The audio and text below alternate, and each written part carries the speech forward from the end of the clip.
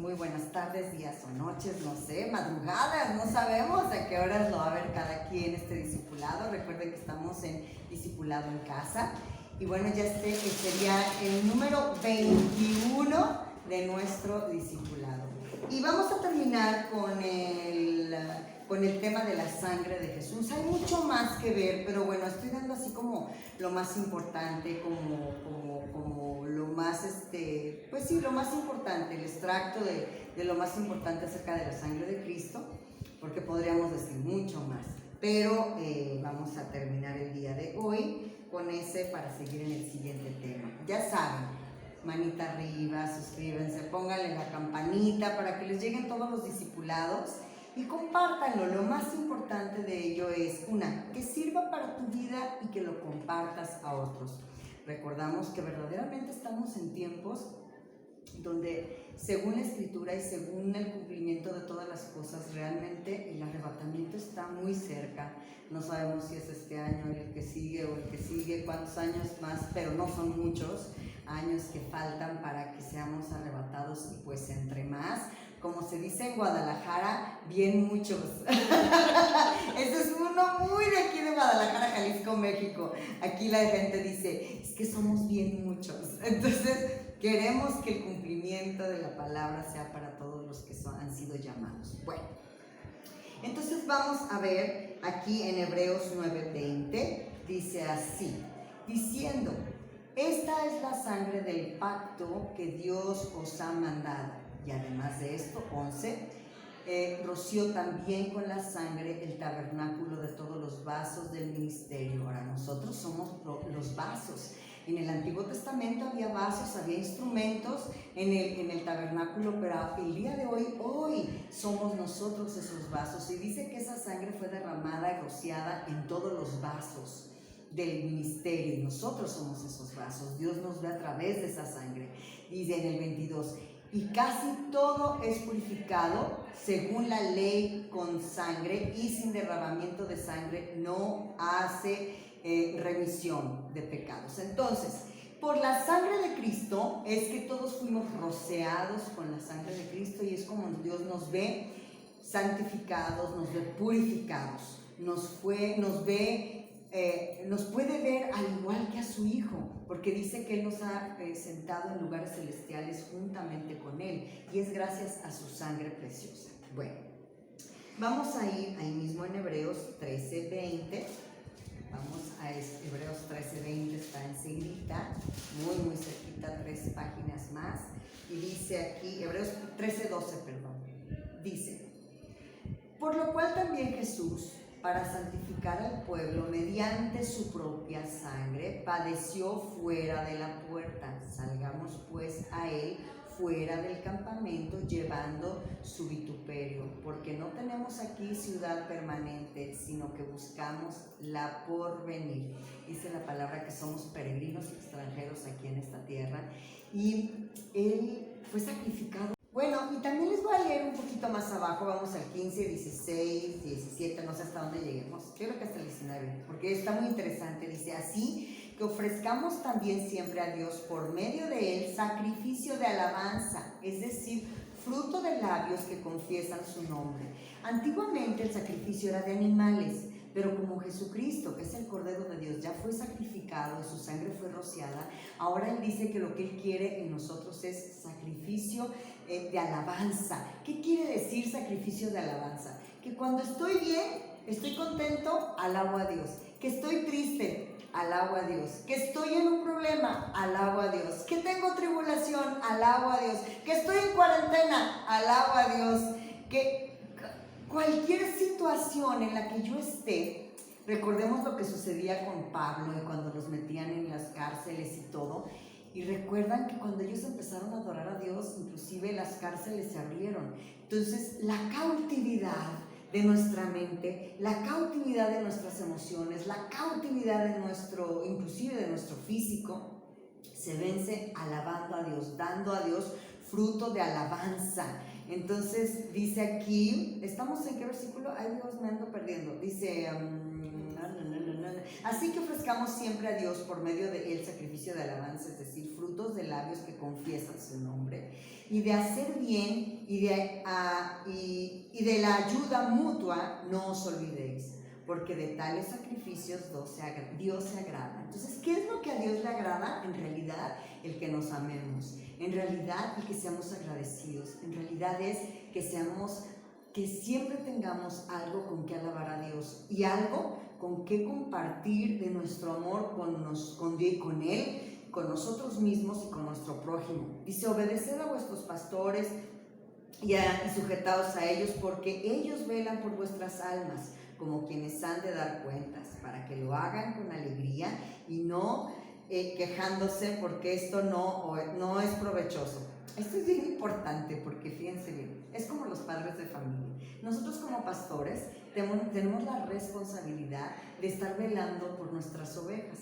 Ahora, es como cualquier papá. Cuando tiene un niño que es de esos latosos, no es de que el papá lo deje de amar, pero ay, qué difícil, ¿no? Tienes que tener así como la paciencia de, ay, mijito, ¿no? Así de, Y entonces, ¿qué es lo que sucede? Que la alegría se ve ensombrecida por una mala actitud. Cuando nosotros obedecemos con alegría, yo me acuerdo, nosotros en mi casa fuimos 7, entonces yo me daba muy bien cuenta los hijos que a mi mamá le agradaban por su comportamiento. No es que los amara más o que amara menos, pero es que yo veía la cara que me ponía mi mamá cuando de repente uno de aquellos así de, ay, mijito. Yo me acuerdo una escena que mi mamá se puso a corretear a uno de mis hermanos hasta que lo alcanzó para darle su buen. En aquel tiempo se usaban los fajazos. En otras familias se usaban el chanclazo o el cinturonazo o lo que fuera, o aunque sea un buen grito, o bueno, mi mamá nunca fue así, pero había quienes jalaban los cabellos o las orejas o qué sé yo. Pero yo me acuerdo la cara de frustración de mi mamá cuando perseguía a uno de mis hermanos que era así como súper rebelde. Y claro, es como, no es que los papás dejen de amar a los hijos, pero qué necesidad si podemos nosotros tener siempre una buena actitud de tal manera que nuestro Padre siempre esté agradado de nuestras actitudes, agradado de nuestras acciones. Qué mejor manera que nuestros pastores estén agradados de nuestras actitudes y de nuestras acciones, así como nuestros jefes, así como nuestros papás. Yo lo veo, qué importante es tener siempre una buena actitud. Una buena actitud siempre te va a abrir puertas, una buena actitud siempre te va a abrir caminos, una buena actitud siempre Dios va a bendecir todo lo que hagas. Porque cuando no tenemos una buena actitud, más bien tiene que Dios tratar con nuestras malas actitudes, y entonces, ya que Dios trata con nuestra mala actitud, entonces Dios nos puede bendecir. Pero si nosotros no nos rendimos, si no tenemos una actitud de humildad, es muy difícil que Dios nos prospere. De hecho, la Biblia dice que el que confiesa su pecado prosperará. Entonces, cuando no tenemos una buena actitud, la verdad es que no prosperamos como Dios quisiera bendecirnos y prosperarnos, ¿ok? Bueno, ahora vamos a ver, dice, somos ahora reconciliados y tenemos paz para con Dios mediante la sangre, y esta fue por medio de la cruz. Por medio de la sangre, dice, entramos en un pacto con Dios por el cual somos purificados según la ley por sangre. Antiguamente se usaban los pactos de sangre. Entonces, ¿dónde fue el pacto? Fíjense, primero Dios hizo un pacto con Abraham y luego hizo un pacto con Moisés. Pero el pacto de pactos es el pacto de la cruz, porque fue un pacto de sangre. Por eso es tan sagrado ese pacto. Ahora vamos a Primera de Juan 1:7. Primera de Juan 1:7 está despuesito, casi al último, antes de Apocalipsis. Hay Segunda de Juan. Vamos a Primera de Juan 1:7. Dice aquí, dice, Pero si andamos en luz, como Él está en la luz, tenemos comunión unos con otros. Y la sangre de Jesucristo, su Hijo, nos limpia de todo pecado. Si decimos, ese es en el 8, que no tenemos pecado, nos engañamos a nosotros mismos y la verdad no está en nosotros. 9. Si confesamos nuestros pecados, Él es fiel y justo para perdonar nuestros pecados y limpiar toda maldad. Si decimos que no hemos pecado, le hacemos a Él mentiroso y su palabra no está en nosotros. Entonces, sabemos que nosotros tenemos la tendencia a ser pecadores, pero por haber sido nacidos de nuevo, Dios ha cambiado nuestra naturaleza. Entonces ahora tenemos una naturaleza nueva, pero esa naturaleza nueva se tiene que llenar con la palabra de Dios, porque dice la palabra que nosotros éramos enemigos en nuestra mente. Para cambiar nuestra mente, la palabra de Dios tiene que estar en nosotros implementada, tatuada, sellada. Tiene que estar en abundancia en nuestro corazón para que entonces nuestros pensamientos sean diferentes a como éramos antes. Yo me acuerdo de mí misma. Fíjense, yo ahorita tengo ya 60 años. 60 años. Yo conocí al Señor a los 26 y definitivamente la persona que soy hoy no tiene nada que ver con la persona que fui a los 26 años. Yo ahora puedo reconocer en mí una obra poderosa. Yo puedo reconocer en mí una nueva criatura definitivamente. Ahora, no perfecta, todavía me falta, pero estamos encaminados a ello. Estamos caminando, como dice la palabra, de gloria en gloria y de triunfo en triunfo. No queremos quedarnos como enanos espirituales.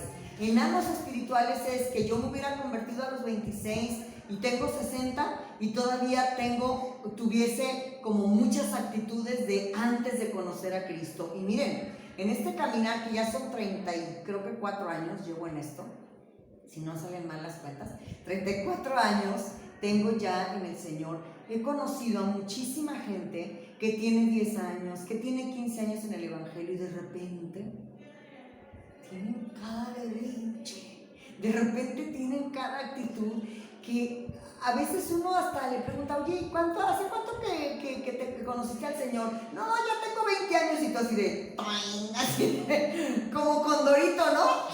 Te caes para atrás y te quedas así petrificado, porque de repente hay actitudes que ya no corresponden. Entonces, a eso yo le diría como enanismo espiritual. La idea de Dios es que vayamos de gloria en gloria y de triunfo en triunfo, como una escalera, una escalera. No importa que sean a veces pasos pequeñitos, pero caminando, caminando, caminando, que definitivamente no seamos los mismos que hace X tiempo que nos convertimos, ¿ok? Ahora vamos ahí mismo a Primera de Juan 1 del 5 al 10. Pues ya lo leímos, de 1 del 5 al 10. Es que aquí dice también, tengo 5, primero de Juan 5, a ver, déjenme ver si tiene primero de Juan 5, sí. Primero de Juan 5, 6 y 8, dice aquí. Este es Jesucristo que vino mediante el agua y la sangre. No mediante el agua solamente, sino mediante agua y sangre. Y el Espíritu es el que da testimonio, porque el Espíritu es la verdad. Porque 3 son los que dan testimonio en el cielo: el Padre, el Verbo y el Espíritu Santo. Estos 3 son uno. Y 3 son los que dan testimonio en la tierra: el Espíritu y el agua y la sangre. Y estos 3 concuerdan. Fíjense bien. Entonces hay un pacto que fue en la cruz, pero aparte dice que hay 3 testigos de que Jesucristo hizo un pacto de sangre. Entonces, ¿recuerdan que vimos lo peligroso que es pisotear la sangre de Jesucristo? Sabemos que somos salvos por gracia, que a mí no me costó nada, que yo no tuve que hacer nada, que yo no pagué nada por ser salvo, ni tengo que pagar indulgencias, ni me tengo que ir de rodillas de aquí a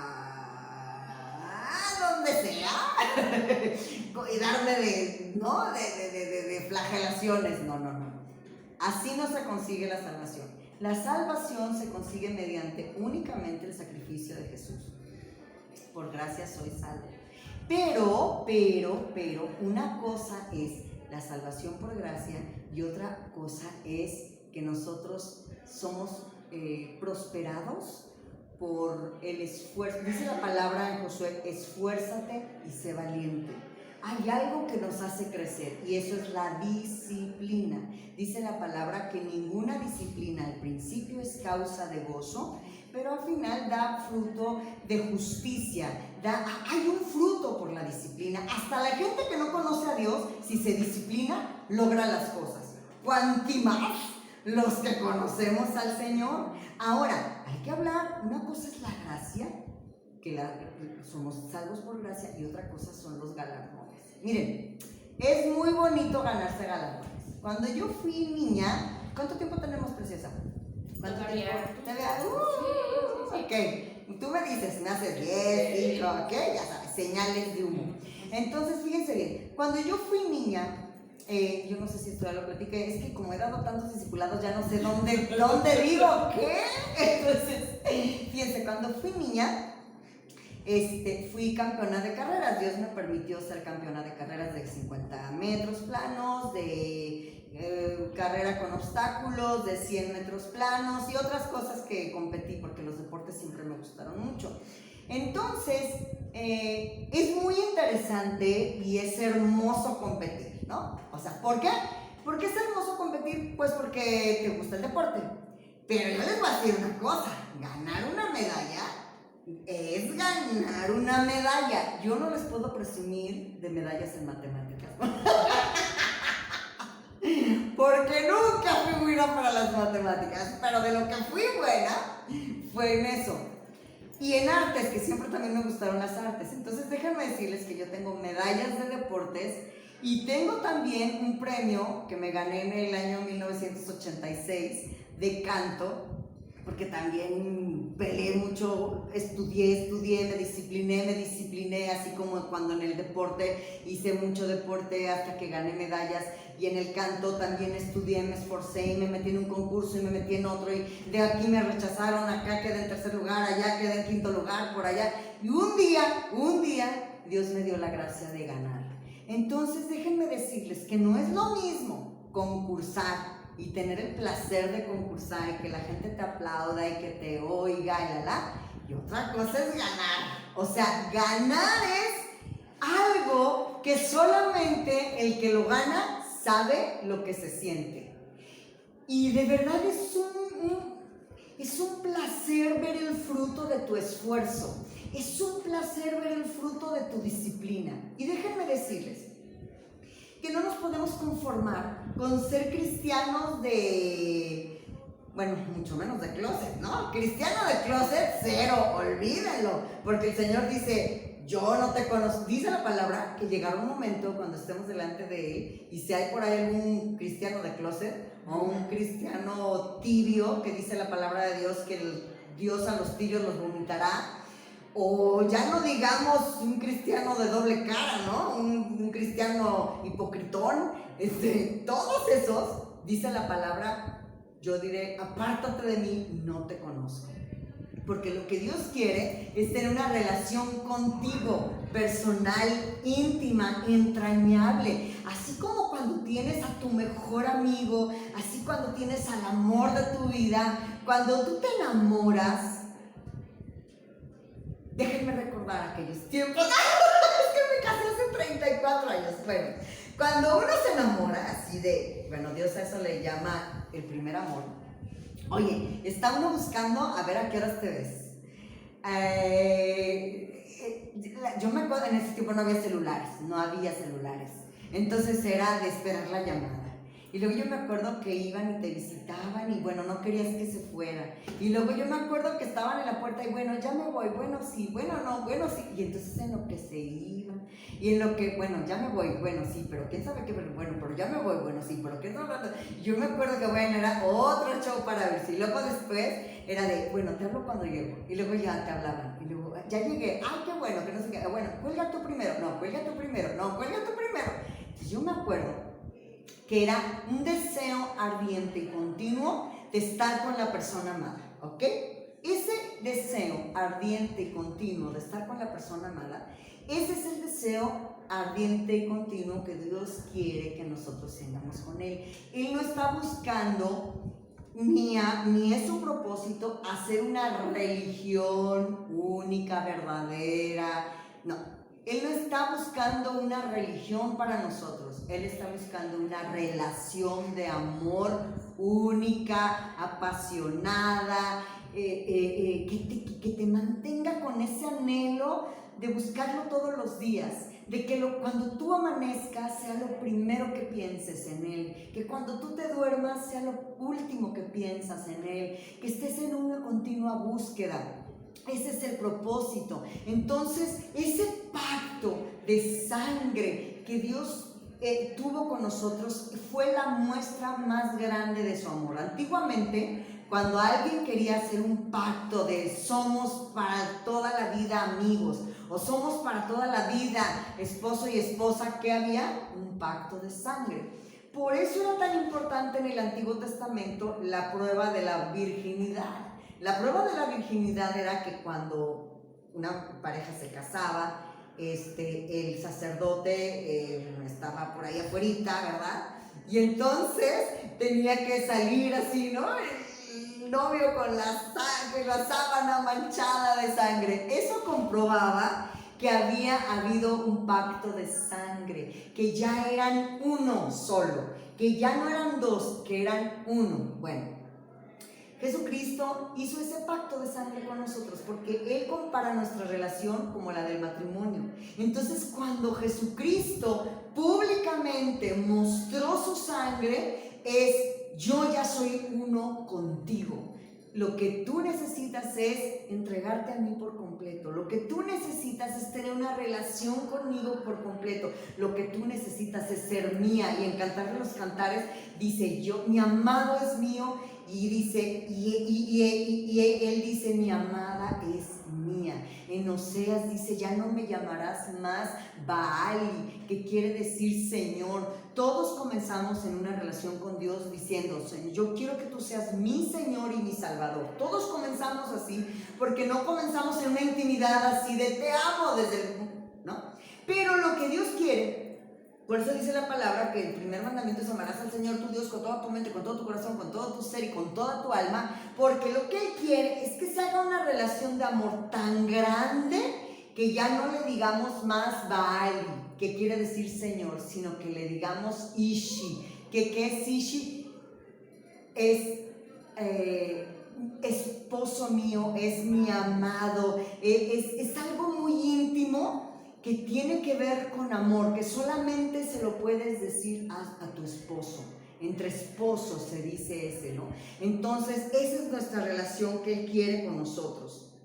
Bueno, ahora vamos a ver cuál es el desafío de este tema. Dice, ¿qué tan dispuesto estarías tú a que la sangre de tu propio hijo, 100%, fíjense, nuestros hijos no son 100% santos, no son 100%, no, pero Jesucristo sí fue 100% santo, 100%. Fíjense bien, hay que entender muy bien esto.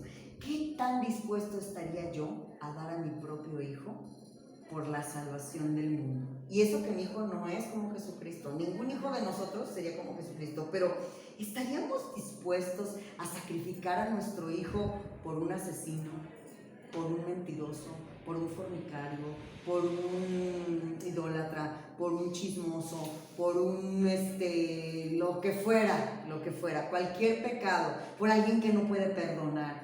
¿Tú estarías dispuesto? A ver, amiguita, tú que estás enfrente de mí, tienes una sola hija, al igual que yo nomás tengo una sola hija, tengo un solo nieto. ¿No estaríamos dispuestos tú y yo a sacrificar a nuestra hija por Bueno, ya ni por tus amigos. No sé, ni por tus amigos. Ni por Cuantimenos, por cuantimenos por nuestros enemigos. Pues Jesús, eso fue lo que hizo. Dios Padre dio a su Hijo, no por sus amigos nada más, no nada más por los judíos, por los israelitas, sino por todos y cada uno de nosotros que éramos enemigos en nuestra mente de Dios. Y Él nos dio eso. Y entonces nosotros tenemos que valorar la sangre. Imagínate que yo estuviera dispuesta a sacrificar a mi hijo, a mi hija, ¿no? Que es una solera. Y entonces de repente yo sacrifico a mi hija por ti, Lili. Yo sacrifico a mi hija por ti.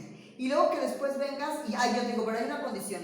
O sea, yo sacrifico a mi hija por ti, pero pues de ahí en adelante tú tienes que obedecer porque tú tienes que santificar tu vida, mi hija, porque andas muy perdida, ¿no? Y entonces mi hija da su vida por ti. Y luego de repente llegas tú y, ay, bueno, Norma, mira, qué pena que hayas sacrificado a tu hija, pero la mera neta, a mí sí me gusta el despiporre. A mí me gusta reventarme, a mí me gusta el alcohol, me gusta el relajo, y con la pena que tu hija se haya muerto por mí, pero yo voy a seguir con mi vida. Ok, ¿qué se merecería una persona que hace eso, que da su vida por ti? Según la palabra, dice que esa persona se merece la muerte. Y eso es lo que nosotros nos merecíamos, la muerte por nuestros pecados. Entonces, ¿qué es lo que yo tengo que hacer? Ser agradecido con Dios que dio su Hijo por mí. Y ese agradecimiento, ¿cómo se lo voy a mostrar? Obedeciendo. No hay otra manera. Es siendo agradecidos y siendo obediente a sus mandamientos. Y eso es lo que nos hace permanecer siempre con Él, porque la Biblia habla de permanecer hasta el fin. ¿Ok?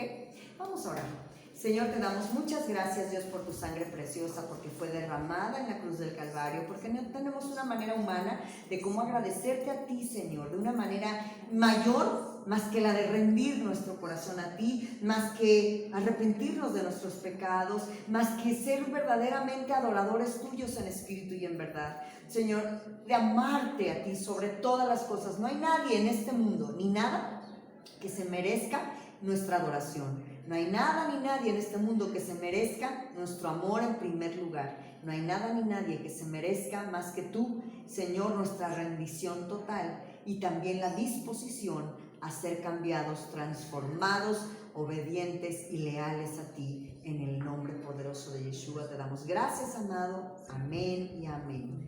Bendiciones, que tengan una excelente semana. Nos vemos la próxima semana y Dios les bendiga.